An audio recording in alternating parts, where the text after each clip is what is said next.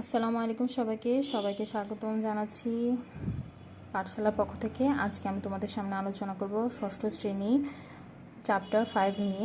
তো চ্যাপ্টার 5-এ কী আছে সেগুলো নিয়ে আমরা ইতিমধ্যে অনেকগুলো আলোচনা করে নিয়েছি। এখন আমরা সমীকরণের সমাধানের লাস্টে যে দুইটা রয়েছে সেটা নিয়ে আলোচনা করব।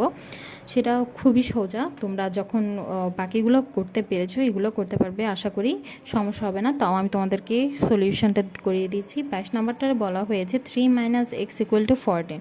সাধারণত সমাধানের ক্ষেত্রে আমরা কি করব, প্রশ্নটাকে প্রথমে লিখব, লেখার পর দেখতে পাচ্ছ 3 হচ্ছে একটা সংখ্যা আর 14 হচ্ছে একটা সংখ্যা, যেটাকে আমরা চলকটাকে সমানে এই পাশে রেখে 3টাকে আমরা ওই পাশে নিয়ে যাব। 3 প্লাস আকারে রয়েছে, আমরা এটাকে মাইনাস আকারে করে নিয়েছি, আর -x জায়গায় রয়ে যাবে। তো -x থাকার ফলে 14 থেকে 3 গেলে 11 হয়ে যাবার ফলে -xটাকে আমরা মাইনাসটাকে সমানে ওই পাশে নিয়ে যাব। যখন এক্সটা রয়ে যাবে,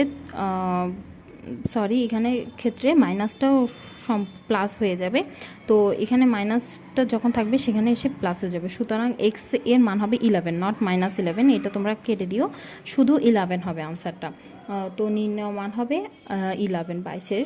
আর 23 নম্বর কোশ্চেনটা হচ্ছে 2x + 9 = 3। তো সমাধান করতে অবশ্যই আমরা কোশ্চেনটাকে আগে লিখব, লেখার পর তারপরে 2xটাকে এই পাশে রেখে সকল সংখ্যাগুলোকে সমানে এই পাশে নিয়ে যাব। এখানে +9 আছে, +9টাকে এই পাশে নিলে -9 হয়ে যাবে।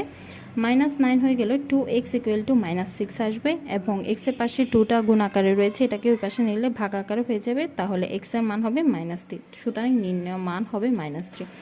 তো আজকে আমি তোমাদের সামনে সমীকরণের লাস্ট দুইটা অঙ্ক রয়েছে, সে দুটো অঙ্ক আলোচনা করেছি। নিশ্চয়ই তোমরা ভালো করে বুঝতে পেরেছো।